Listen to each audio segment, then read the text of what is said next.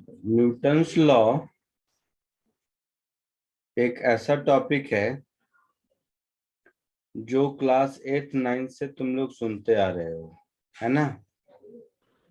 Yes. Newton's first law क्या है? Inertia.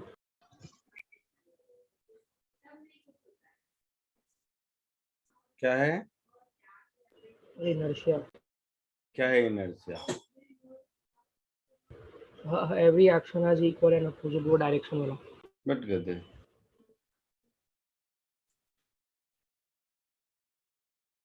First law का नाम है लॉ ऑफ इनर्शिया, बट ये है क्या? So an object will है तो उसका रेस्ट पे रहना, like tendency to remain at rest. और कोई? A body will retain its state of rest or motion unless an external force is applied on it. क्या है ये? Sir, inertia की definitions.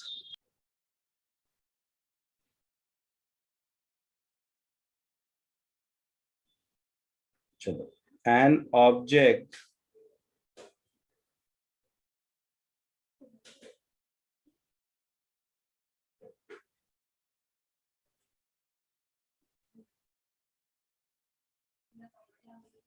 will remain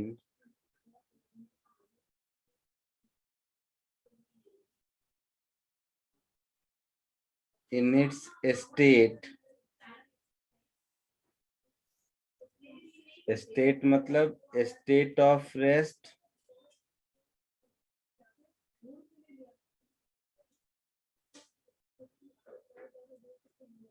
और यूनिफॉर्म मोशन. यूनिफॉर्म मोशन क्या होता है? Equal distances covered in equal intervals of time. Uniform motion का मतलब हुआ acceleration 0.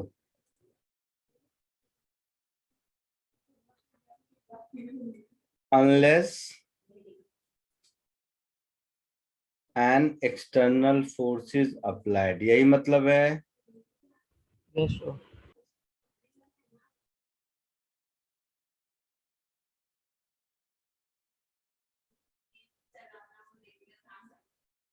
So Newton's first law का आउटकम क्या है? न्यूटन्स फर्स्ट लॉ से क्या पता चला? डेफिनेशन ऑफ फोर्स यही मिला ना?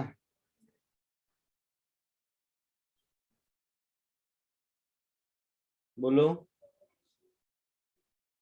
मतलब इट मीन्स क्या है कि force is an external agent which when act on an object try to change its state or try to change it. यही हुआ कुछ आउटकम, ऐसा कुछ? हाँ सर. yes sir. और ये जो प्रॉपर्टी है अपने इनिशियल स्टेट में रहने का, जिसको कि आलसपना कहते हैं, वो इनर्शिया हो गया. Yes, sir. जैसे जब तक पापा थप्पड़ नहीं लगाएंगे आप बेड पर से नहीं उठेंगे, तो ये क्या है? ये आपका इनर्शिया है, लेजीनेस है. तो नॉन लिविंग ऑब्जेक्ट में इसी लेजीनेस को इनर्शिया कहते हैं. Yes. अच्छा, इनर्शिया को क्वांटिफाई किस में करते हैं? ट्रांसलेशनल इनर्शिया को मास से क्वांटिफाई करते हैं. मतलब जिसका मास ज्यादा होगा उसका इनर्शिया उतना ज्यादा होगा.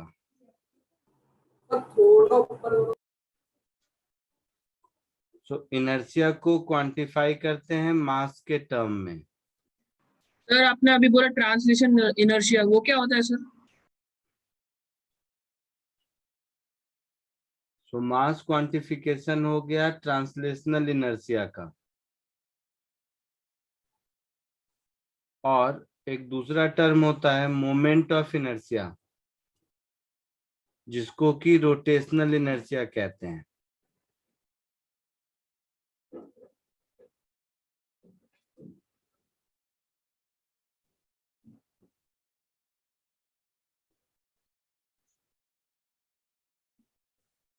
तो इस चैप्टर में हम लोगों को रोटेशनल इनर्शिया से कोई लेना देना नहीं है, हम लोग ये ट्रांसलेशनल इनर्शिया से डील करेंगे, दैट इज मास से डील करेंगे। आगे जब 2-3 महीने बाद रोटेशनल मैकेनिक्स पढ़ेंगे तब मोमेंट ऑफ इनर्शिया भी देखेंगे, ठीक है। न्यूटन सेकेंड लॉ क्या है? सर लिख रहे थे। सर लिख रहे थे। बाद में लिखना। न्यूटन सेकेंड लॉ क्या है?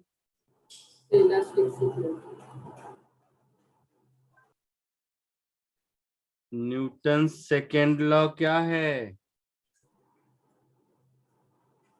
Force is equals to mass into acceleration. और कोई? P is equals to mv. P is equal to momentum, sir. Momentum. Class 8 से पढ़ रहे हो तुम लोग, न्यूटन सेकेंड लॉ नहीं बता सकते? सर शायद से acceleration of an object is dependent upon two variables.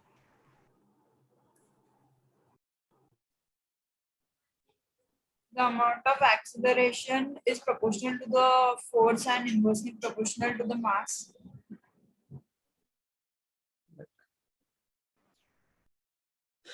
हे भगवान, जैसे फर्स्ट लॉ को लॉ ऑफ इनर्शिया कहते हैं, सेकेंड लॉ को क्या कहते हैं? Law of momentum. मोमेंटम। तो रोहित तो बोला था पहले momentum. चुप कर गधे, क्या बोला था बता, क्या बोला था बता फिर से। लॉ ऑफ मोमेंटम क्या बोला था?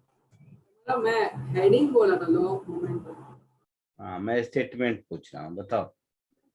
Rate of change of momentum of an हाँ, object is directly proportional to the force applied.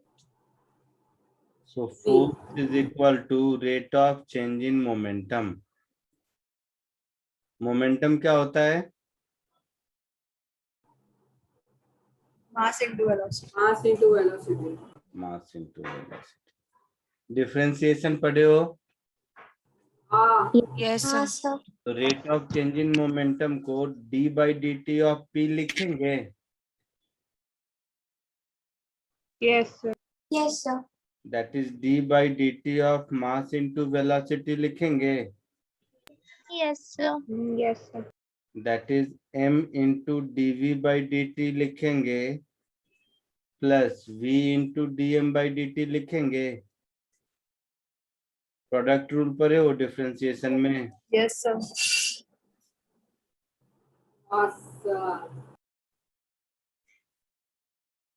So dv by d t क्या होता है? Rate of change in velocity is acceleration Yes, yes sir. Sir. Plus v d m by d t. So इसमें ये वाला जो term है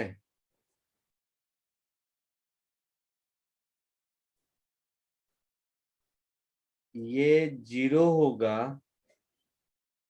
अगर mass constant है, यस सर। हाँ सर। और अगर मास कांस्टेंट नहीं है तो ये भी कुछ होगा। हाँ सर। तो ये 0 नहीं होगा अगर मास वेरिएबल है। हाँ सर। Yes sir. वेरिएबल मास का कुछ एग्जांपल बताओ जो स्कूल में पढ़े होगे।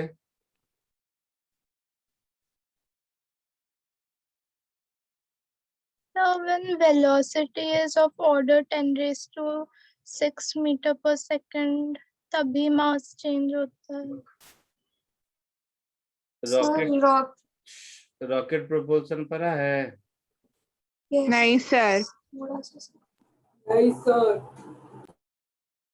तुम लोगों ने कुछ नहीं पढ़ा। Sir rockets significant amount of mass as fuel को यूज करते हैं फ्लाइट में and they lose a lot of the mass. Rocket propulsion में स्कूल में या कहीं भी ऐसा सीखा होगा ना कि रॉकेट में तो स्कूल में सिखाया ही नहीं है। अरे चुप करो ना, तुम लोग को कुछ थोड़ी ना सिखाया, तुम्हें कुछ नहीं आता है। मैं भी वही बात कह रहा हूँ, सुनो ध्यान से। कोई रॉकेट है तो उसमें इतना तो सबको आता है, क्लास 3-4 के बच्चे को भी आता है, कि रॉकेट के पीछे से मास इजेक्ट होता रहता है, Yes, sir. Yes, sir. जिसकी वजह से इसको ऊपर की ओर थ्रस्ट लगता है। Yes, sir. Yes, sir. Apart from engine, ये मास के इजेक्शन से की वजह से ऊपर की ओर थ्रस्ट लगता है, तो ये वाला जो थ्रस्ट फोर्स है यही है आपका mdv/v/dm/dt। समझ आया? yes sir. Yes, sir. Okay, sir. Yes, sir. है ना? तो इसमें नहीं पढ़ा था क्या सबको? इतना तो कॉमन सेंस स्कूल में हर क्लास में कुछ ना कुछ नाम से ये सब रहता था ना, कि रॉकेट में पीछे से मास निकलता है जिसके कारण उसको ऊपर की ओर थ्रस्ट लिखता है। तो उस प्रोसेस में क्या है कि पूरे रॉकेट का मास कीप ऑन डिक्रीजिंग, है ना? बोलो। Yes sir. Yes, sir. ये वही वाला कंपोनेंट है v/dm/dt। चलो फिर इसको क्या बोलते हैं, रॉकेट?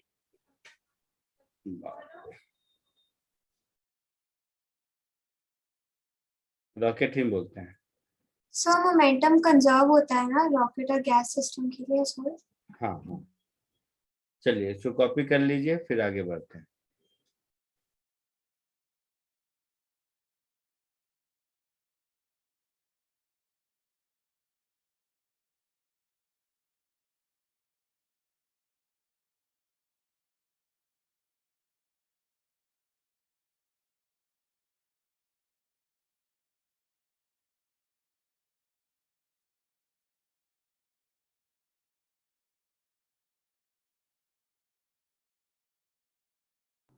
तो यूनिफॉर्म मोशन के बाद ब्रैकेट में क्या लिखा है, फ्लूइड और सोर्स फ्लो में?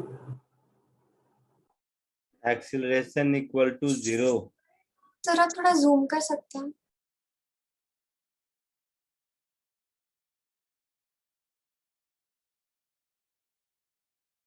Thank you sir.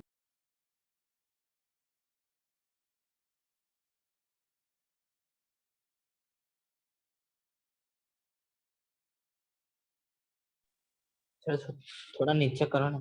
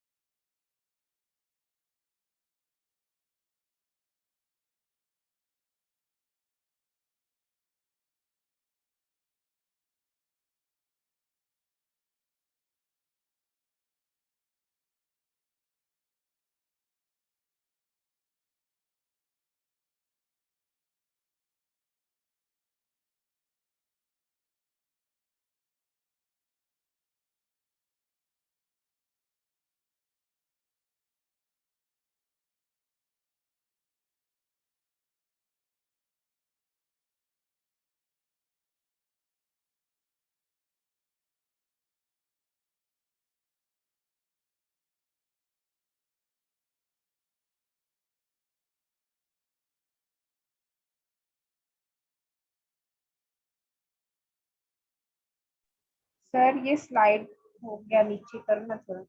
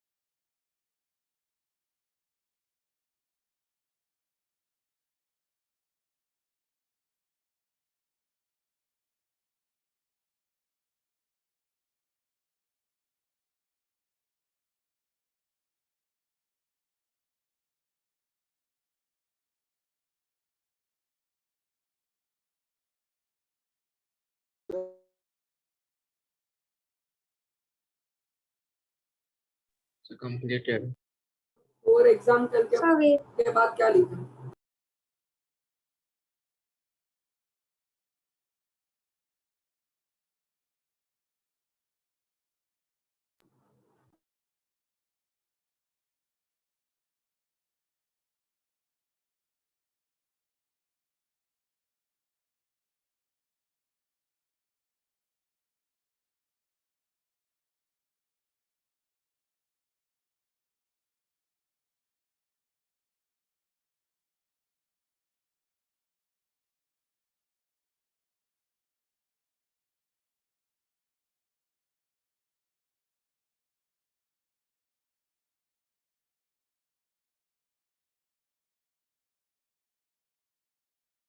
sir done. Done sir. Yes, sir. Done. हो गया? हाँ सर। हाँ सर। हाँ sir. Yes, sir.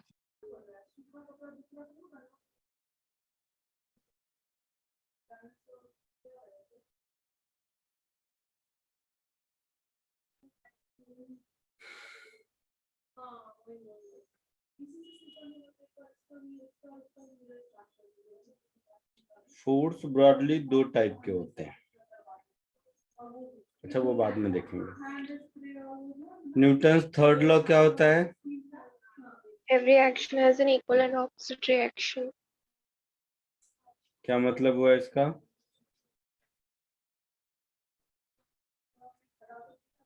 लाइक अगर हम वॉल को पुश कर रहे हैं तो हम वॉल पे जितना फोर्स डाल रहे हैं वो सामने से भी उतना ही फोर्स दे रहा है। अच्छा, इसीलिए वॉल पुश नहीं हो रहा है ऐसा? सर या तो फिर अगर हम गाड़ी के पीछे पावर बूस्टर्स लगाते तो सर हम जितनी जोर से पावर बूस्टर लगाएंगे उतनी जोर से वो आगे फेंकेगा गाड़ी को। सर या तो हम और एक स्विमिंग fish- करते होते हैं हाँ तो भाई। जितना हम लोग मतलब पीछे डालते हैं उतना ही हम लोग आगे जाते हैं।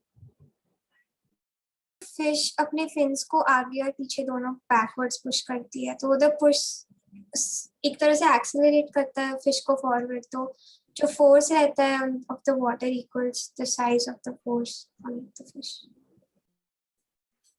वाह यार, तुम लोग बहुत विद्वान हो।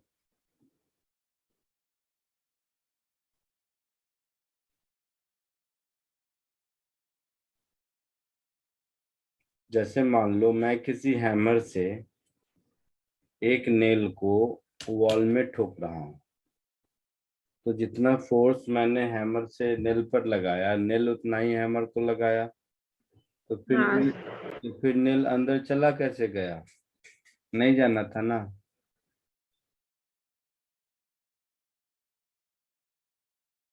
ऐसे ही कुछ कुछ रट लेते हो तुम लोग।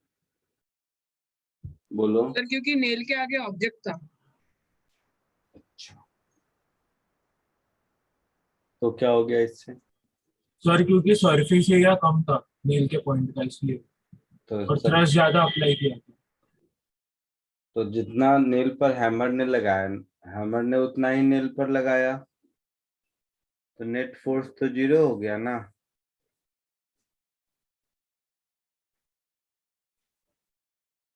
तब तो दुनिया में कोई काम होना ही नहीं चाहिए। तो बट एवरी टाइम कोलाइड करने के बाद लाइक वो लोग थोड़ा लाइक हम हैमर भी थोड़ा पीछे पुश हुआ, नेल भी थोड़ा आगे पुश हुआ, तो उससे तो ऐसा रिपीटेडली करने के बाद वो नेल लाइक पुश हो जाता अंदर। वाह यार, तुमने मेरी आंखें खोल दी, तुमने मुझे नेल ठोकना सिखा दिया। और बताओ कि ऐसा ही रिपीटेडली ठोकते जाएंगे तो नेल अंदर चला जाएगा, यही बता रही हो ना? यस। बहुत अच्छा। और कोई? सर कुछ ग्रेविटी से उसका रिलेशनशिप है क्या?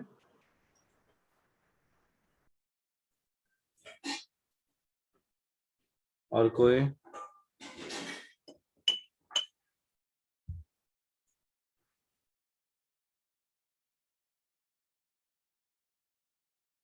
और किसी को कुछ कहना है?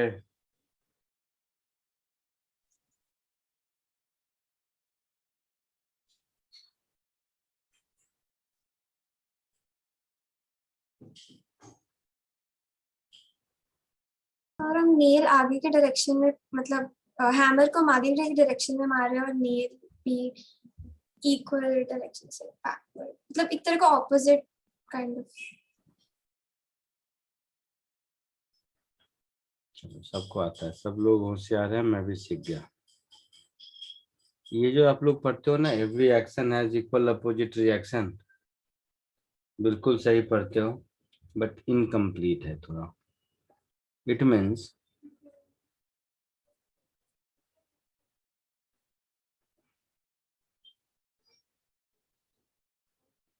every action has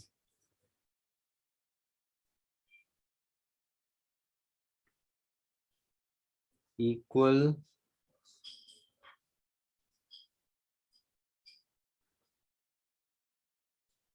and opposite reaction,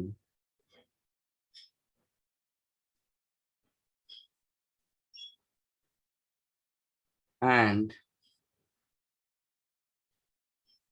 this action reaction force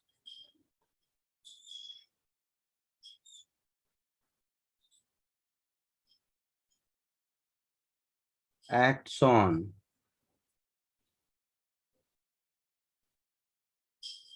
two different objects.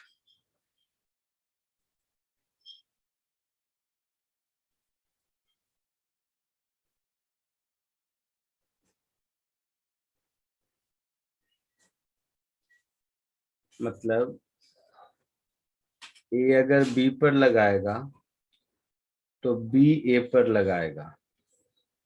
Suppose ये ए है और ये बी है,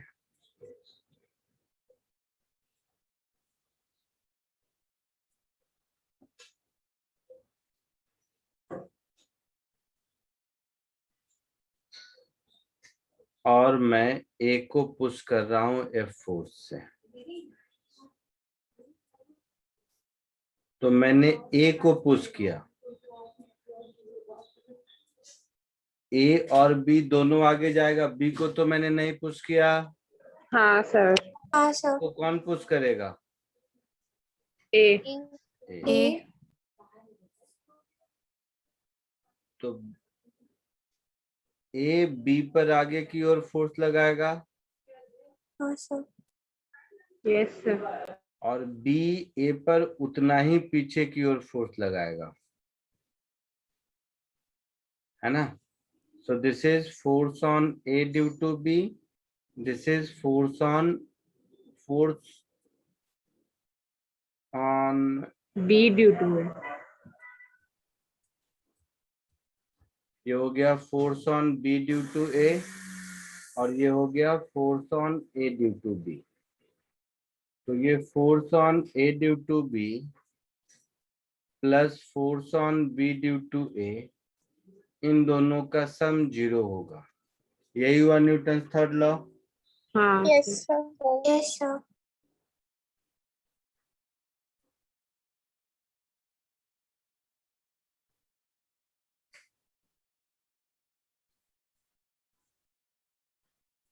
जैसे मान लो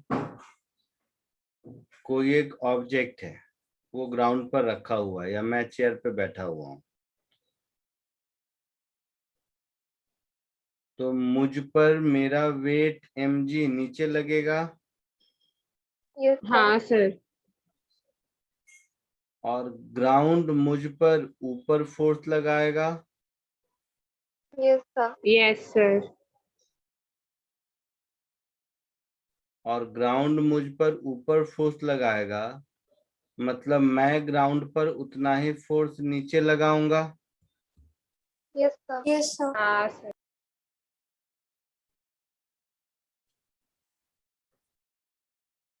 तो ये हो गया force on ground by block, और ये हो गया force on block by ground. ऐसा हुआ। Yes, sir. तो ये दोनों इक्वल अपोजिट होंगे, that is force on ground by block plus force on block by ground. इन दोनों का सम 0 होगा, वेक्टर सम। ठीक है। और अगर ये force on block by ground mg को बैलेंस कर लेता है तो वो रुका रहेगा, नहीं तो नीचे गिर जाएगा, है ना। Yes, sir. तो इस केस में ये हुआ action reaction pair. mg force कौन किस पे लगा रहा है इस एग्जांपल में?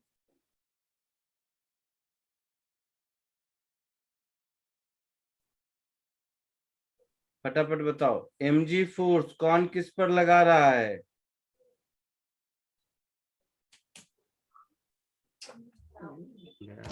सर आप ग्राउंड पे लगा रहे हो। बक सर ए ब्लॉक ग्राउंड के सब गायब है तुम लोगों का। mg क्या है? Earth's gravity उस ब्लॉक पे लगा रही है। हाँ, mg क्या है? वेट है। Yes. हाँ सर. वेट का क्या डेफिनेशन है? The force by which you are being attracted towards centre of earth. यही डेफिनेशन है। Yes, sir. हाँ सर. mg कौन लगा रहा है? अर्थ लगा रहा है। किस पर लगा रहा है? ब्लॉक पर लगा रहा है। Yes, sir. Okay sir. और ngb ब्लॉक ग्राउंड पर लगा रहा है, और nbg ग्राउंड ब्लॉक पर लगा रहा है। आई बात हाँ समझ में? सर. हाँ सर. Yes, sir. बोला नहीं समझा, क्या नहीं समझा? वो जो लास्ट में बोला। क्या लास्ट में बोला? सर आपने कुछ mg भी बोला, वो नहीं समझा। mg is the force by which block is being attracted towards center of the earth. Yes, sir. तो mg फोर्स ब्लॉक पर लग रहा है। कौन लगा रहा है? तो अर्थ लगा रहा है। क्लियर? Yes, sir. ngb दिख रहा है डायग्राम में। Okay, sir. हाँ. ngb is the force which is acting on earth, on ground by block, Yes, sir. and nbg is the force on block by the ground. Yes, sir. Copy कर लो इसको, फिर आगे बढ़ते हैं।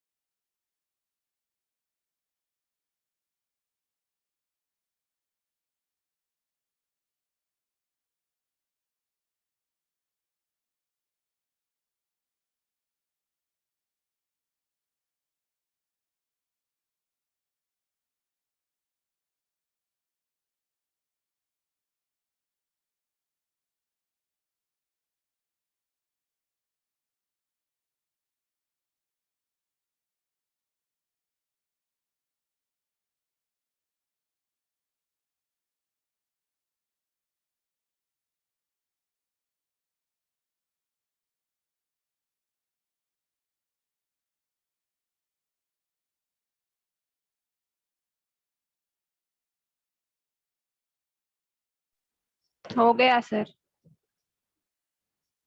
एक second sir.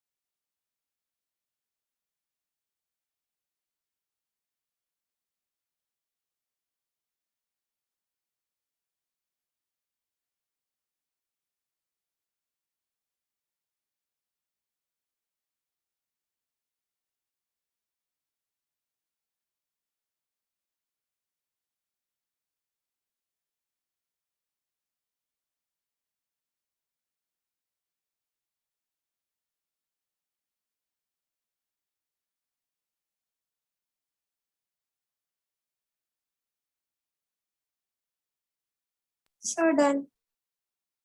Yes, sir, done.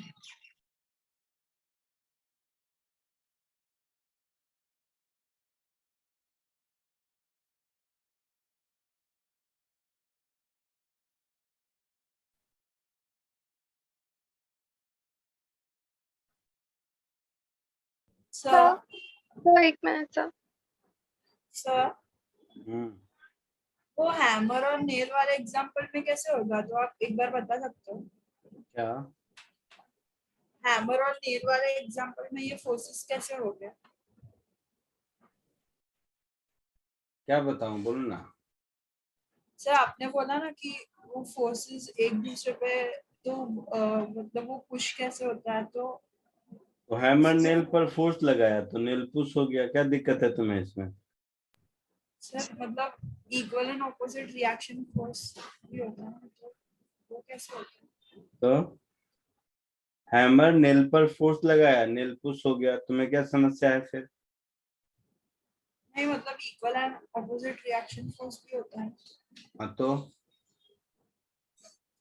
तो zero. खुल के पूछो, अब डरो मत, खुल के पूछ, क्या दिक्कत है? सर हैमर आपने ने नेल पर फोर्स लगाया तो नेल अंदर चला गया, हाँ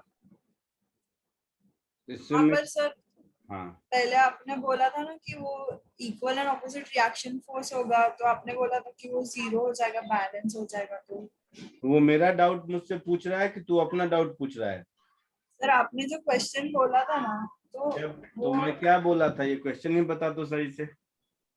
आपने बोला था कि अगर हम लोग हैमर से नेल को पुश करेंगे तो अकॉर्डिंगली नेल भी उतना ही फोर्स पीछे मतलब देगा, तो फिर तो वर्क ही नहीं होगा ना, तो वो जीरो हो जाएगा। अच्छा, तो तुम्हारे हिसाब से नेल को अंदर नहीं जाना चाहिए, ऐसा? हाँ अच्छा, तुम्हारे हिसाब से नेल को अंदर नहीं जाना चाहिए।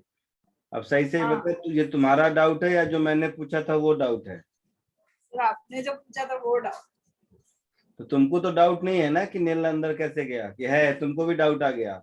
नहीं अभी अभी मुझे भी डाउट। अभी तुम्हें भी आ गया। हाँ तो इसीलिए मैंने यहाँ लिखा है, जो तुम लोग सब ऐसे ही कुछ कुछ रट लेते हो बेवकूफ जैसा, कि this action reaction force acts on two different object. मतलब नेल का फोर्स हैमर पर लग रहा है और हैमर का फोर्स नेल पे लग रहा है। तो हैमर और नेल अगर कंबाइंड सिस्टम देखेंगे तब मुझे नेट फोर्स जीरो दिखेगा।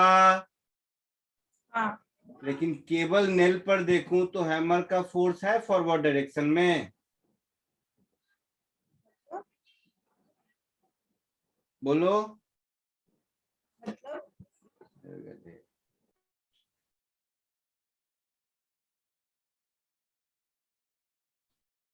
सुनो ध्यान से, मैं चेयर पे बैठा हूं, अर्थ मुझे नीचे की ओर अट्रैक्ट कर रही है, यस मतलब मुझे नीचे गिर जाना चाहिए। हाँ, मैं क्यों नहीं गिर रहा हूँ? क्योंकि अर्थ का फोर्स लगा हाँ, अर्थ भी आपको बस तुम लोग का एकदम बेसिक ही गायब है क्या? कुछ साइंस वाइंस नाम का चीज जिंदगी में पहली बार सुन रहे हो? ऐसा बात करते हो। कॉमन सेंस ही पता नहीं कहाँ उड़ गया है तुम लोगों का। शिट। मैं चेयर पे बैठा हूँ और नीचे नहीं जा रहा हूँ, तो मुझे क्योंकि नीचे फ्लोर है ना। जाने से कौन रोक रहा है? अर्थ तो मुझे अपनी ओर पुल कर रहा है। सर जमीन। Sir, the ground's force.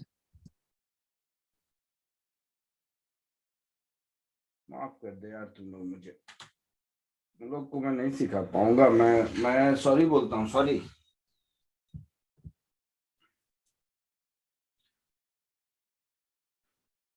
ऐसी ऐसे बिहेव कर रहे हो जैसे जिंदगी में पहली बार साइंस वाइंस नाम का चीज सुना है तुमने।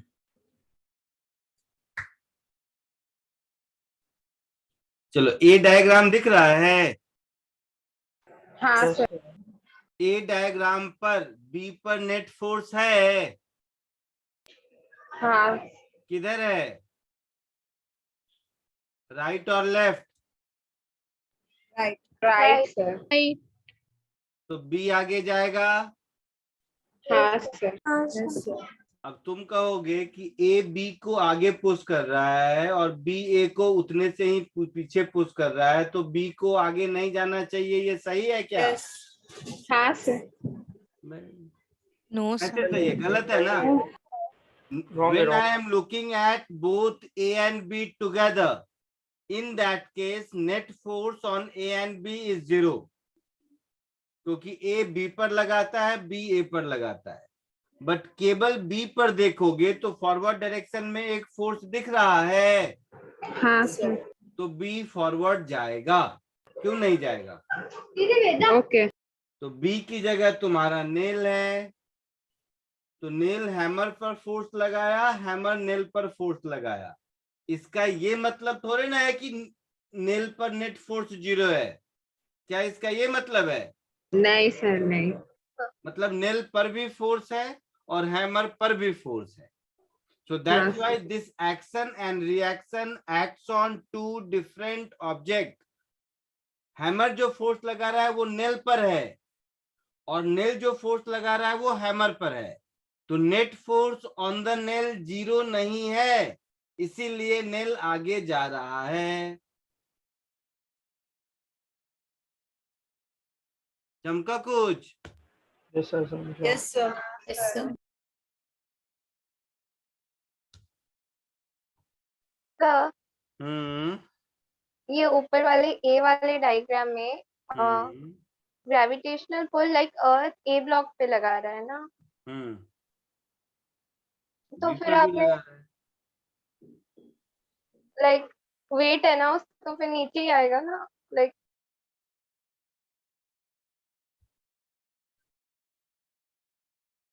बोलो बोलो बोलो। अर्थ पुल कर रहा है ना उस फोर्स से, मतलब अर्थ ए पे वो फोर्स लगा रहा है।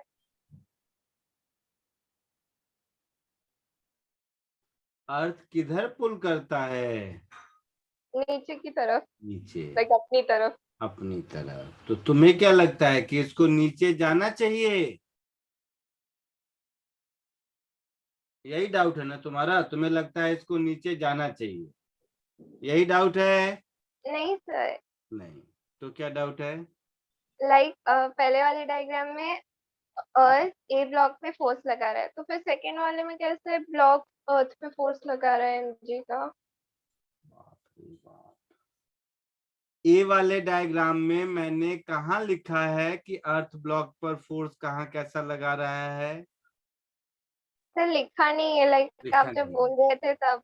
हाँ, वेरी गुड। लिखा नहीं है लेकिन लगा रहा है, तो ठीक है। ए का खुद का वेट नीचे लगेगा,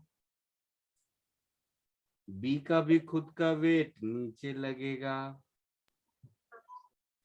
ए का खुद का वेट नीचे लग रहा है, तो नीचे का ग्राउंड ए के साथ कांटेक्ट में है, इसलिए ये ए पर ऊपर की ओर एक फोर्स लगाएगा, यस सर, वही बी पर ऊपर की ओर फोर्स लगाएगा।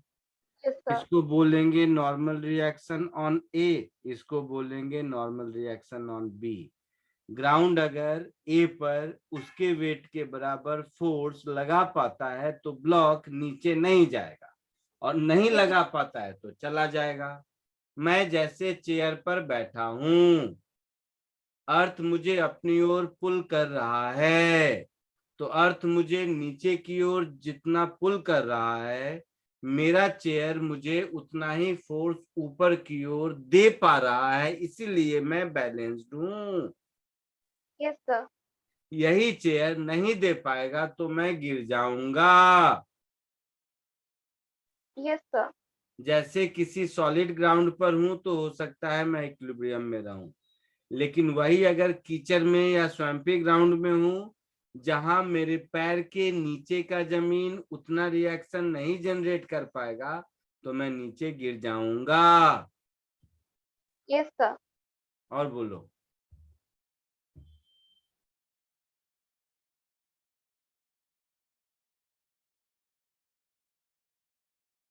यही डाउट था या कुछ और? लाइक सर ये नहीं था, पहले आप जब बोल रहे थे हो गया सर। हाँ हो गया, ठीक है, वेरी गुड।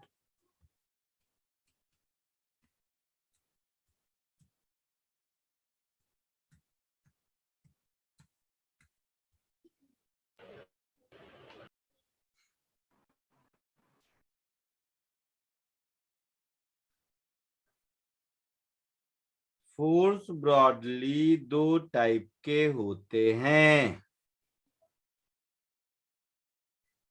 एक को कहते हैं कांटेक्ट फोर्स और दूसरे को कहते हैं फील्ड फोर्स।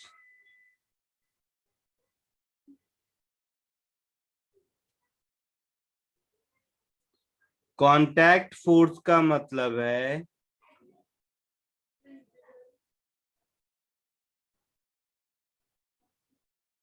कांटेक्ट फोर्स का मतलब है जिस फोर्स को अप्लाई करने के लिए फिजिकल कांटेक्ट का होना जरूरी है।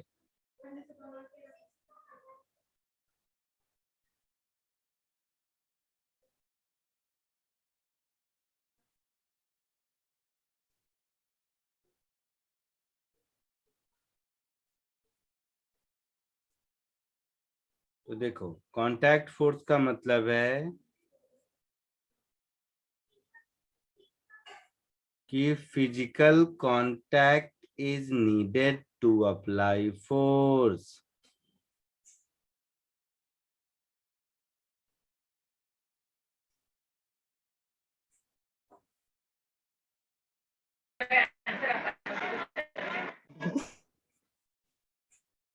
जैसे ऊपर जो अभी एग्जाम्पल देखा था,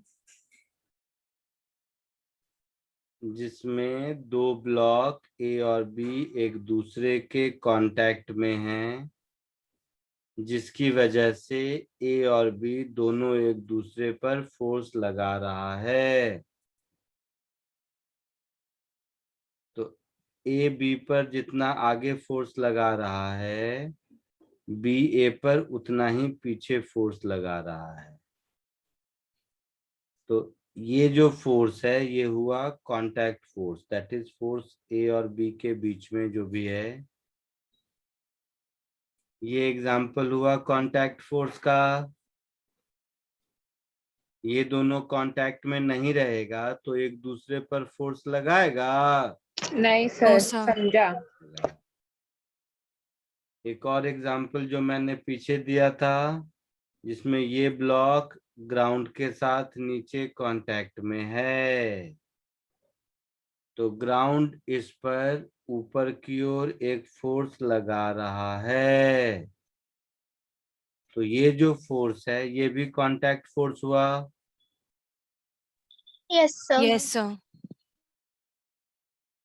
तो कोई भी दो ऑब्जेक्ट एक दूसरे के कांटेक्ट में जब भी कभी होते हैं तो एक दूसरे पर फोर्स अप्लाई करते हैं along the direction perpendicular to common surface of contact। आया समझ में? Yes, sir. Yes, sir.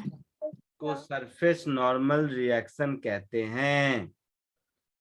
Surface normal reaction, क्योंकि कॉमन सरफेस पर लगता है।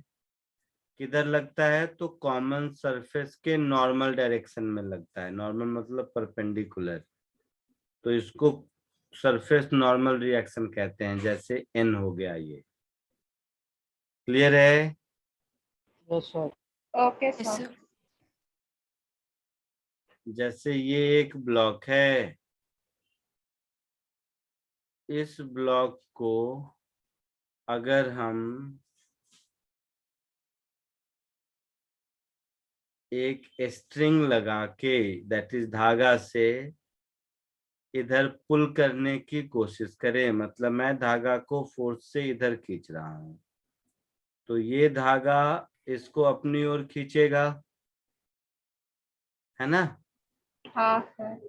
तो धागा अगर इसके साथ कांटेक्ट में नहीं होता तो फोर्स नहीं लगा पाता। Yes sir. Yes, sir. तो ये भी हो गया कांटेक्ट फोर्स।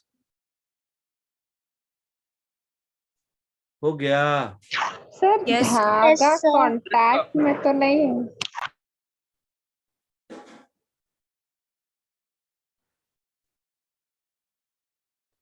कुछ फोर्स ऐसे होते हैं जिसको अप्लाई करने के लिए फिजिकल कांटेक्ट की जरूरत नहीं होती है, उसको फील्ड फोर्स कहते हैं। ऐसा कोई फोर्स देखा है? The magnetic field. और ग्रेविटेशनल भी तो आई गेस। हाँ, जैसे एक मैग्नेट किसी दूसरे मैग्नेट को या आयरन को अपनी ओर अट्रैक्ट करता है, तो वो उसको पकड़ के खींचने नहीं जाता है, यस सर।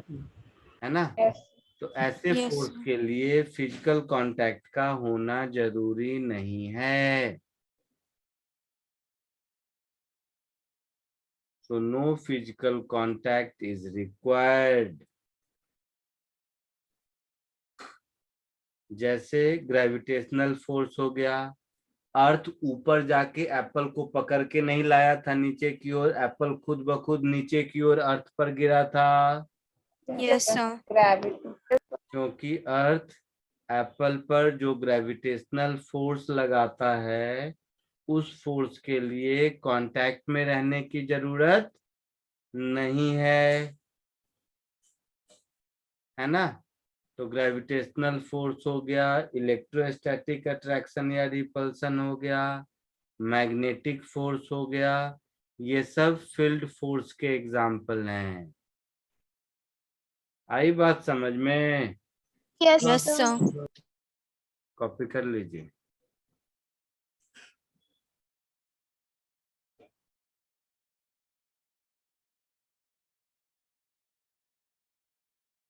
कहाँ से बाकी है?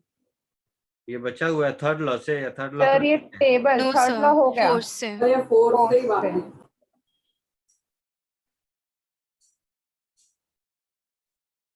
कॉपी कर लीजिए।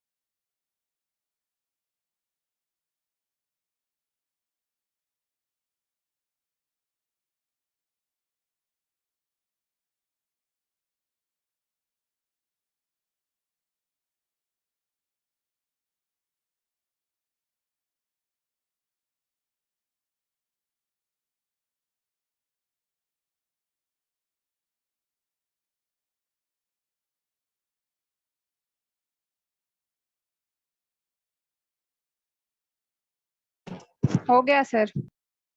सर एक second. Yes, sir. Done.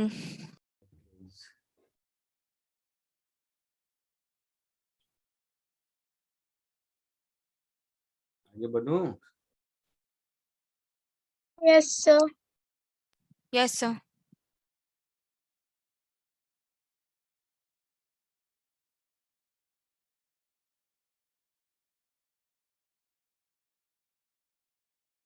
Yes sir.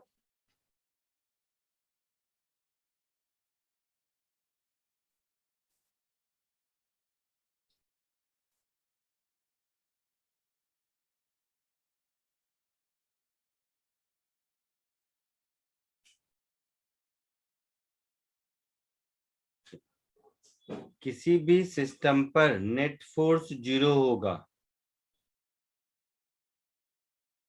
तो हम लोग बोलेंगे वो इक्विलिब्रियम में है। Yes sir. So for object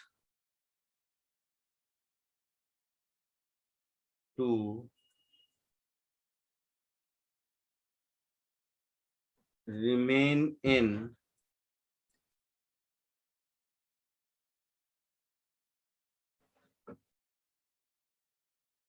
translational equilibrium,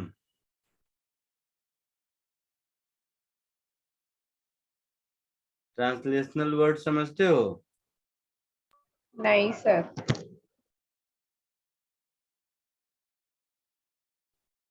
net force on it should be 0। Equilibrium दो तरह के होते हैं,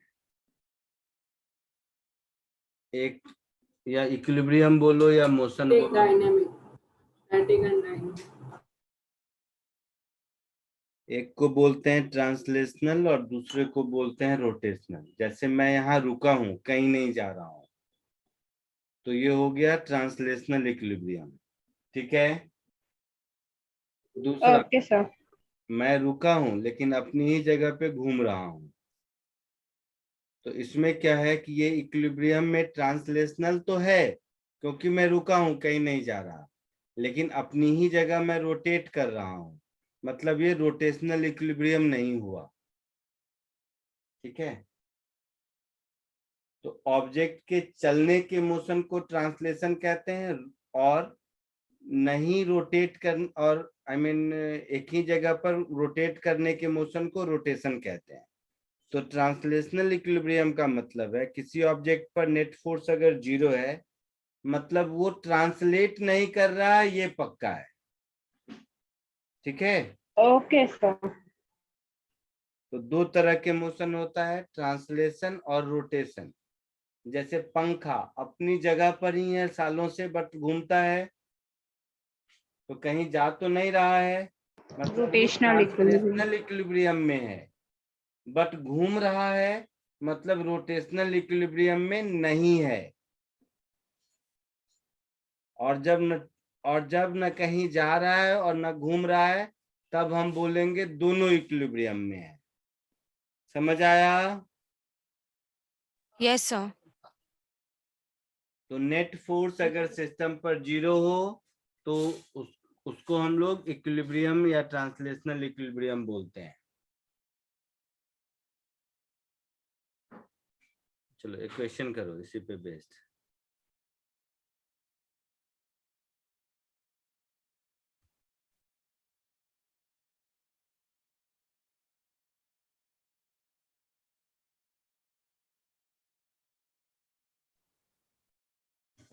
कोशिश कीजिए। अच्छा, पहले ऊपर वाला कॉपी भी कर लो, फिर इसको सॉल्व करो।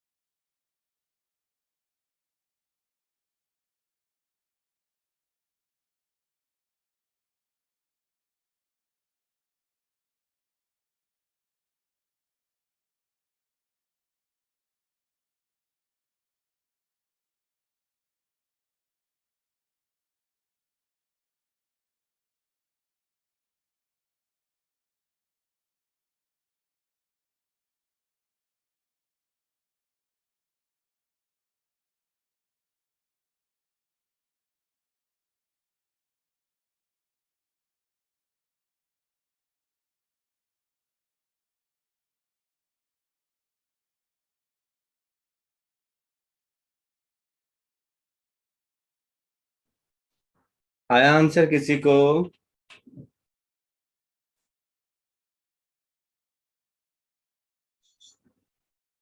बोलो।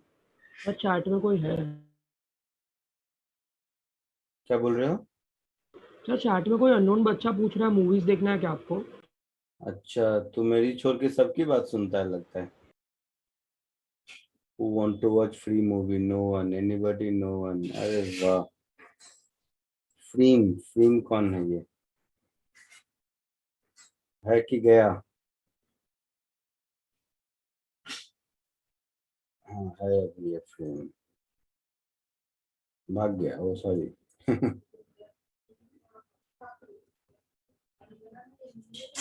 आंसर आया? सर आया सर पता ए क्या आया? सर 10 kg वाले ब्लॉक पे फ्लोर 100 न्यूटन्स लगा रहा है एंड वॉल नहीं लगा रहा है। ठीक है, 20 वाले पर? फ्लोर 200 + 25√3 न्यूटन्स लगा रहा है एंड वॉल 75 न्यूटन्स। देखते हैं, मुझे नहीं पता, मैं आपके सामने देखता हूँ क्या है। तो ये है 10 kg वाला। तो 10 kg वाले पर इसका खुद का वेट 100 नीचे लगेगा। हाँ सर। इसको ए बोल देते हैं, इसको बी बोल देते हैं। फिर बी ए पर फोर्स कुछ इधर लगाएगा।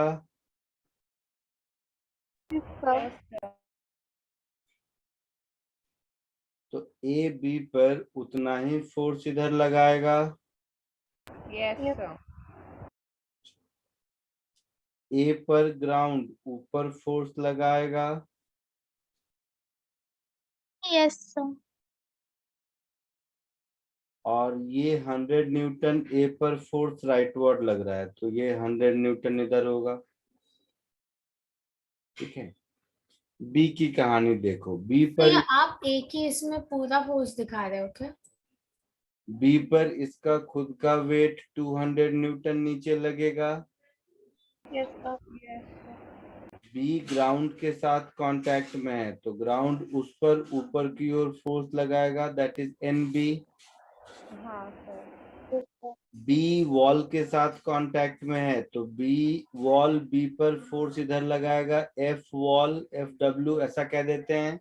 हाँ हाँ। Yes, sir. और बी पर एक ये 15 न्यूटन का फोर्स वर्टिकल से 30 डिग्री पर एक्ट हो रहा है।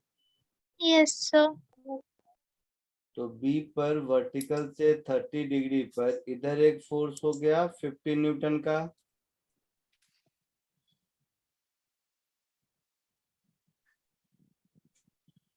कोई फोर्स ऐसा है जो बचा हुआ है ए या बी किसी में, या सारे मैंने ड्रॉ कर लिए? हो गया। सारे हो गए। हो गया सर। अब ये सिस्टम इक्विलिब्रियम में है। Yes sir. Yes sir. तो यहाँ से हम कह सकते हैं कि normal reaction by ground on A is 100 newton. Yes sir. Force of interaction between A B, इसको एफ ए बी नाम दे दो। तो force of interaction between A B, ये भी 100 न्यूटन है। Yes sir. अब इस फ्री बॉडी डायग्राम से देखो। तो पहले तो ये 50 न्यूटन को रिजॉल्व करेंगे, तो 50 का कंपोनेंट इधर कितना आएगा और इधर कितना आएगा? 50 cos 30 मतलब 25√3। Yes sir. 50 sin 30 मतलब 25। Yes sir.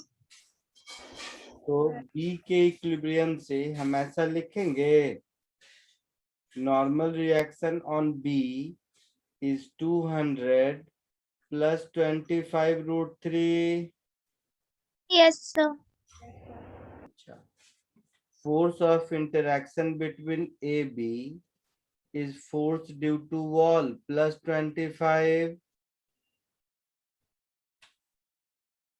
Force of interaction between A B 100 है, तो 100 is equal to force due to wall plus 25। तो यहां से मिल गया force due to wall is 75 newton. Yes, sir. So किसी को कोई डाउट है? नहीं सर अभी समझा। सर एक डाउट था। बोलो। सर वो नीचे के डायरेक्शन में 100 और 200 कैसे आया? 10 kg का वेट 100 होगा।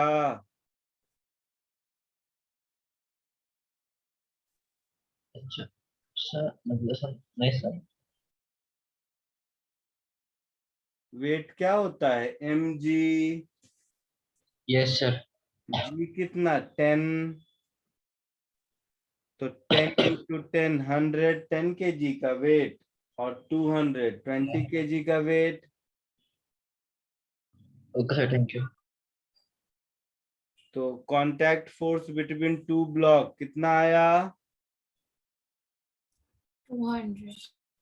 गलत दबा दूंगा। कांटेक्ट फोर्स बिटवीन ब्लॉक मतलब एफ ए बी चाहिए ना मुझे बेटा, तो 100 होगा बी का answer. yes sir. Contact force between two block मतलब दोनों ब्लॉक एक दूसरे पर कितना फोर्स लगा रहे हैं? Yes sir. आगे बढ़े। Yes. नो एक मिनट। सर बाकी है 1 से 2 मिनट।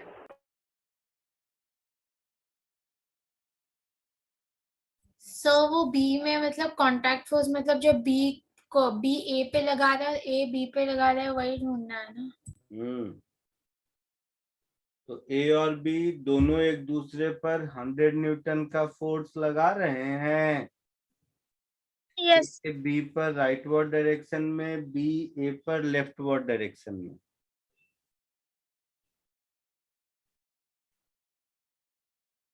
सो वो तो मेंशन्ड है ना क्या मेंशन्ड है?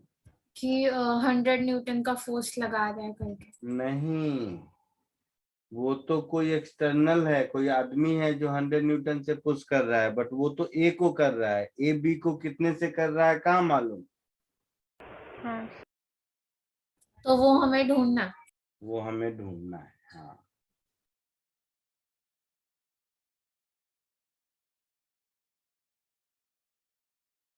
आगे बढ़े। नहीं सर। सो वो 25√3 कैसे है वो एक बार बताओ ना प्लीज। 50 न्यूटन का वेक्टर है, 30 डिग्री पर है। हाँ सर। उसका कंपोनेंट होगा 50 cos 30। अच्छा अच्छा हाँ सर समझ गया। cos 30 हाँ √3/2।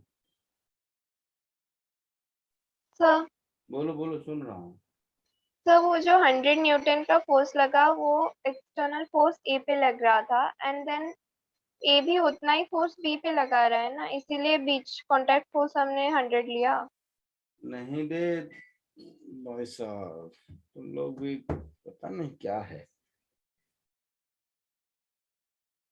सर वो एक्सटर्नल तो फोर्स अगर ए पे लग रहा है तो फिर ए के इक्विलिब्रियम में इस 100 को बैलेंस करने के लिए ये एफ ए बी है। Yes sir. तो हाँ ये 100 होगा तभी बैलेंस्ड होगा।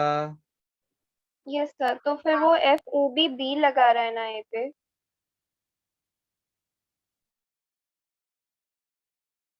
हाँ, ए और बी दोनों एक दूसरे पर फोर्स लगा रहे हैं। ए बी पर इधर लगा रहा है, बी ए पर इधर लगा रहा है।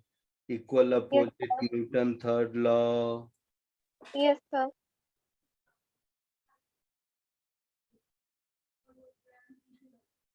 आगे बढ़ूं? Yes sir. Sir 1 minute sir.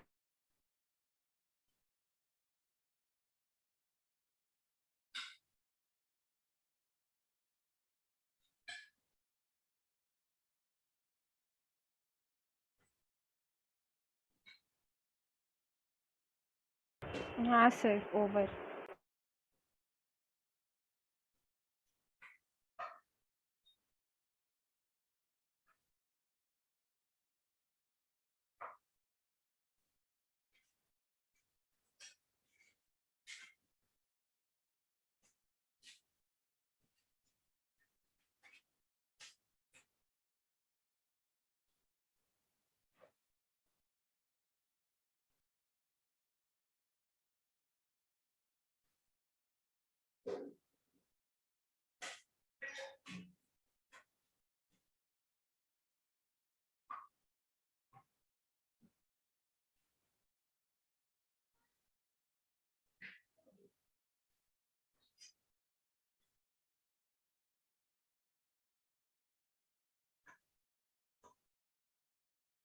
ये एक इंक्लाइंड प्लेन है जो ग्राउंड पर फिक्स्ड है। इस इंक्लाइंड प्लेन का एंगल ऑफ इंक्लिनेशन 30 डिग्री है। यहाँ पर ये एक स्ट्रिंग है जिससे कि ये स्फीयर ऐसे समझो अटैच्ड है।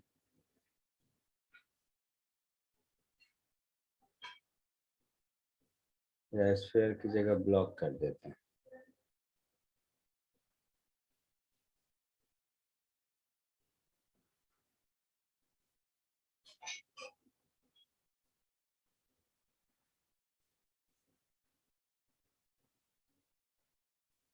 ऐसे समझो।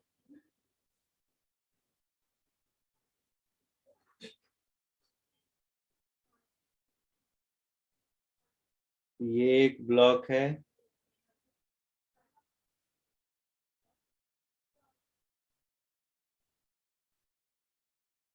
कुछ भी मान लो 10 kg का। ये ब्लॉक इस इंक्लाइंड प्लेन पर रेस्ट पर है, ठीक है। 10 kg दिख रहा है कि नहीं? हाँ यस सर दिख रहा ऐसे है। दिख रहा है। सर आप उसको वो स्ट्रिंग से वैसा किए हो। हाँ सर, तो उसका वेट 2 में डिवाइड हो जाता है ना।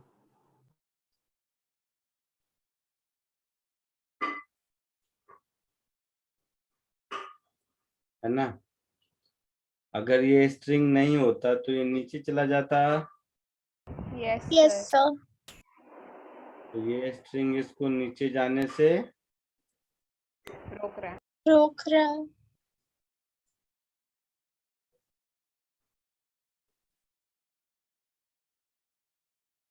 so find question A. Force exerted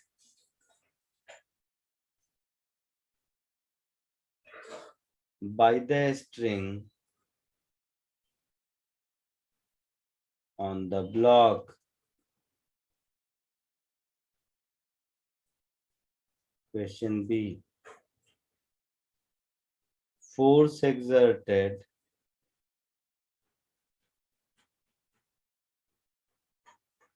by the wedge on the block.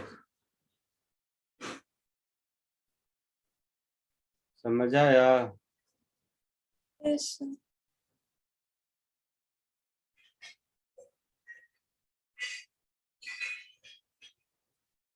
कोशिश कीजिए। तो वेज मतलब फिगर में क्या है? वेज मतलब इंक्लाइंड प्लेन।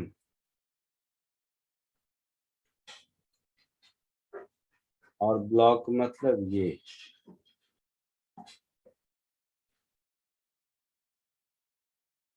सब नॉर्मल लैंग्वेज है। वेज वर्ड पहली बार सुने हो क्या?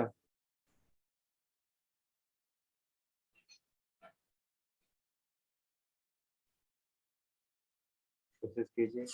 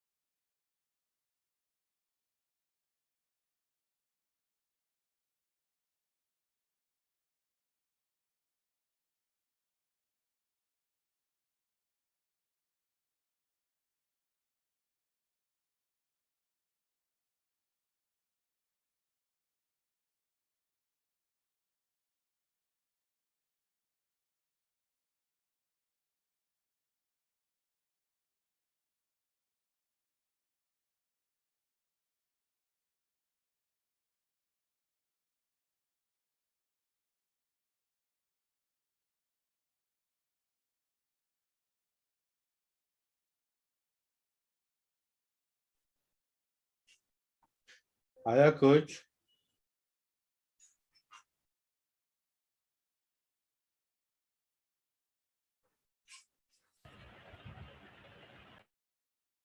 आया कुछ आंसर?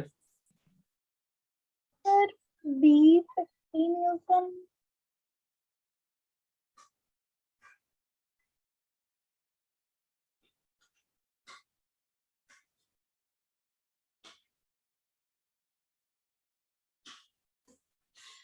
बोलो।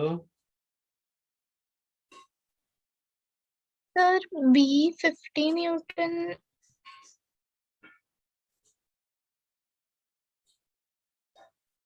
देखो इधर, इस पर इंक्लाइंड प्लेन फोर्स इधर लगाएगा परपेंडिकुलर। Yes sir. सर एक ये ढूंढना है। इसको स्ट्रिंग ऊपर पुल करेगा, करेगा। Yes sir. ये ढूंढना है।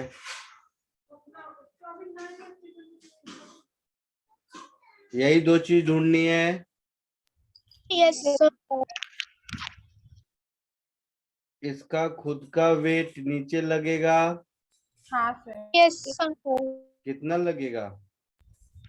100। 100 Newton. 100 न्यूटन। और ये इक्विलिब्रियम में है। Yes sir. यस। ये एंगल 30 डिग्री है ना?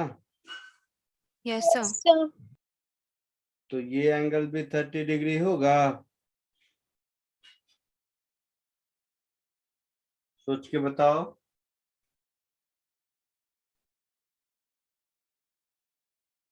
ये 30 तो ये 60, ये 60 तो ये 30। Yes sir. Yes sir. Yes, sir. Sir मुझे नहीं समझा। क्या नहीं समझा? 30 डिग्री इधर बाप रे। वो ब्लॉक पे कैसे? ये वाला लाइन परपेंडिकुलर है इस पर। यस। अच्छा हाँ सर, समझा समझा सर। अब लीनियर पैथ से भी आ सकता।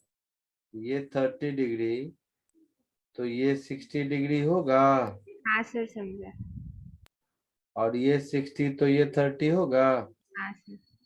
तो 100 का कंपोनेंट इधर हो जाएगा 100 cos 30 डिग्री। Yes sir. और इधर हो जाएगा 100 sin 30 degree. Yes sir. sin 30 कितना होता है? 1/2। Half. तो ये 50 न्यूटन। और ये कितना होगा? T√3। 50√3 न्यूटन। तो देखो इक्विलिब्रियम में है, मतलब ये इसको बैलेंस कर रहा होगा यस सर। और ये इसको बैलेंस कर रहा होगा, तभी इक्विलिब्रियम में है।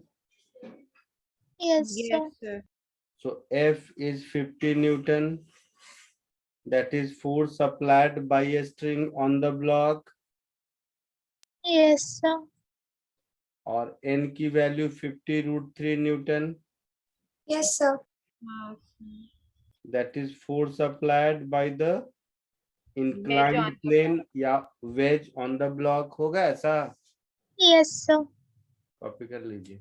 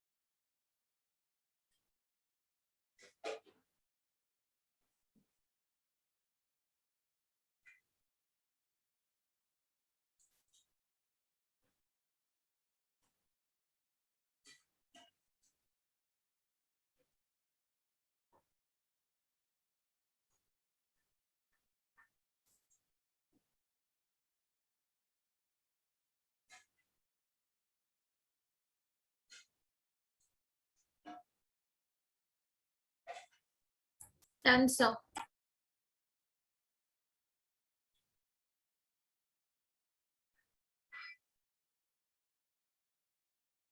आगे बढ़े।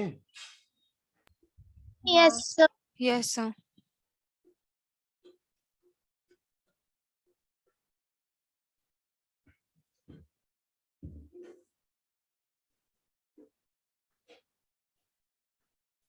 एक और करो।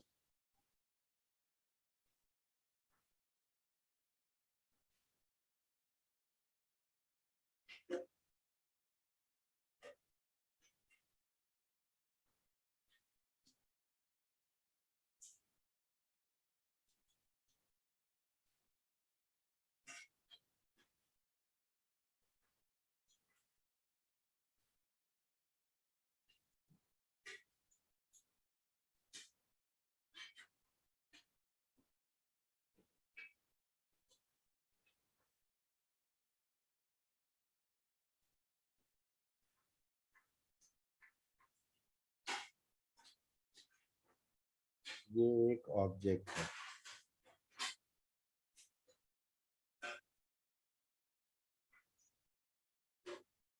मान लो 20 kg का।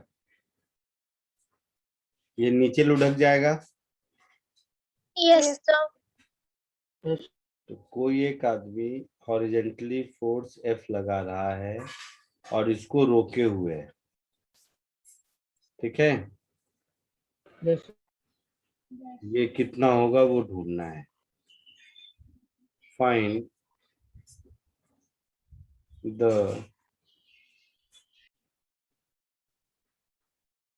horizontal force F needed to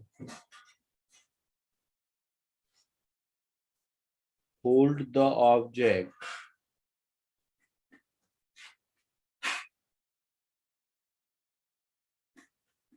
in equilibrium.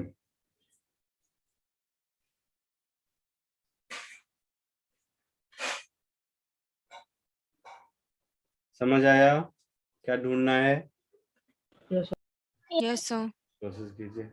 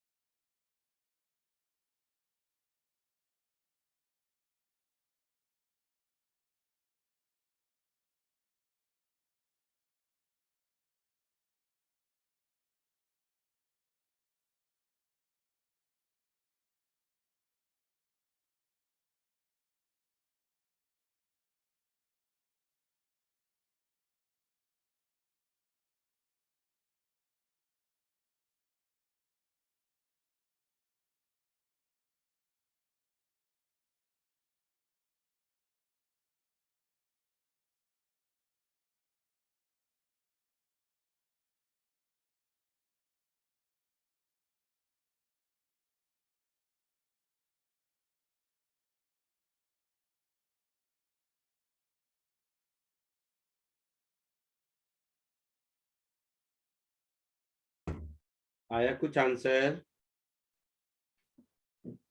Yes sir, क्या आया? 200/√2 Newton. Yes sir. Yes, sir. सब और सही सर है? उसको कन्वर्ट करें तो 141 भी आ सकता है।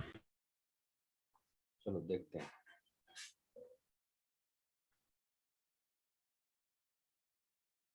ये फोर्स हुआ F, जो कि मुझे ढूंढना है। ये हुआ इसका खुद का वेट 220 kg का wait. Yes sir.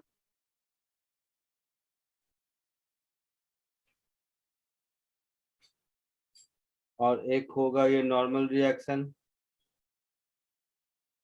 Yes sir. होगा। Yes, sir. सर हम्म, इधर 200 डायरेक्ट परपेंडिकुलर कैसे लग रहा है? क्या परपेंडिकुलर लग रहा है? 200 न्यूटन। F हॉरिजेंटल है, वेट वर्टिकल है, इसमें क्या लग रहा है तुम्हें? सर जो 200 न्यूटन है वो ऑब्जेक्ट का ये है ना वेट, मतलब बोलो बोलो, क्या समस्या है?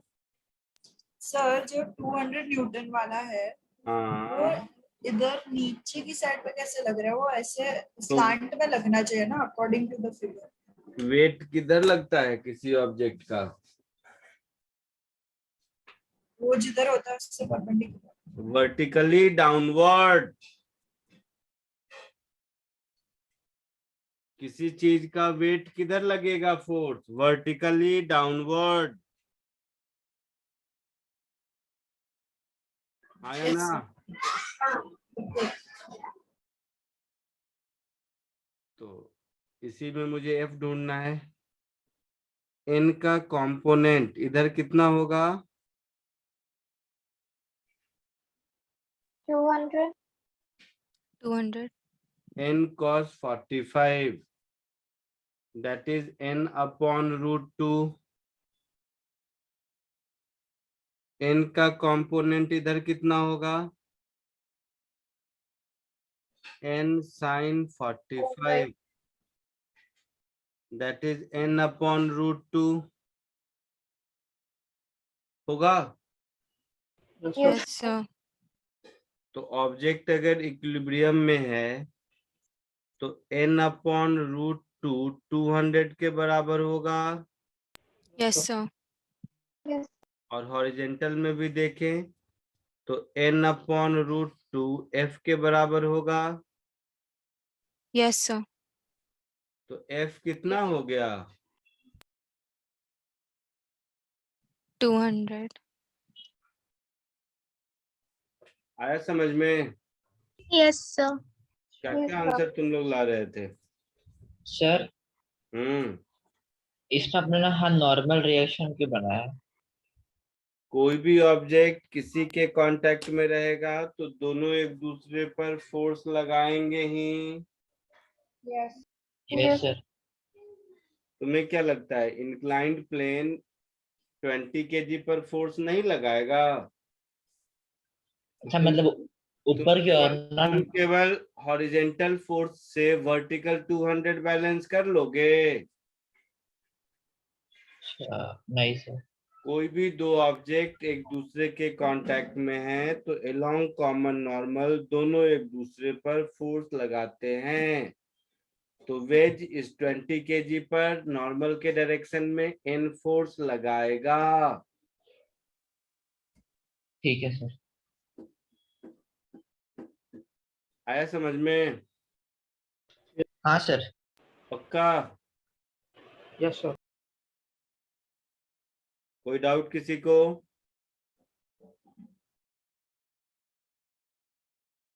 किसी को कोई डाउट है? No sir. अरे वाह, होशियार है तुम लोग। फिर तुम लोग को तो डाउट भी नहीं रहता। मैंने पिछली बार बोला था एससी और मार्क की बुक बाई करने को, किया? नहीं सर, यस सर। थोड़े दिन बात कर लेंगे। SC Verma book concept of physics volume 1, उसमें Yes, sir. Chapter number 5 Newton's laws of motion है। देखा कभी ओपन करके? Yes sir. पर उसका कवर दिखा सकते हैं आपके पास हो तो? क्या दिखाऊं? सर उसका कवर वो ना रेड कलर का दिखा रहा है, तो पता नहीं वो है क्या। किसी भी कलर का हो कोई फर्क नहीं पड़ता। नहीं मतलब वैसा नहीं था, मतलब जो बुक है वही देख। हाँ हाँ, एक ही बुक है, उसमें कोई सेकेंड थॉट नहीं है, कोई दूसरा वर्जन उसका नहीं है। Concept of physics SC Verma volume 1। Okay sir. ठीक है, उसमें से मैं आपको होमवर्क देता हूँ। सर मैं तो नहीं खरीदी अभी तक। तो खरीद लो।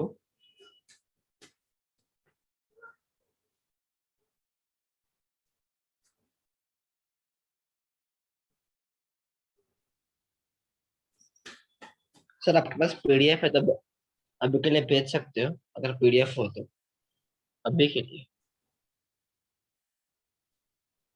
Question number 1 to 9 homework. Sir तो बुक में से सर 1 मिनट वो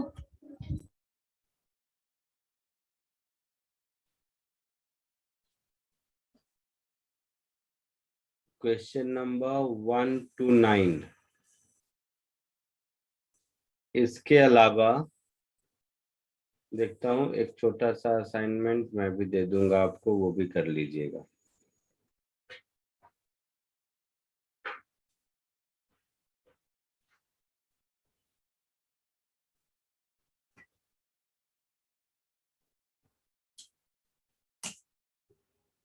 ठीक है, चलो आज के लिए इतना ही। अगले लेक्चर में मिलते हैं। जो लोग कॉपी कर रहे हो कॉपी करते रहिए, जिनका हो जाए वो लीव कर सकते हैं। ठीक है, Thank you, sir. चलिए bye. Thank you sir, bye sir.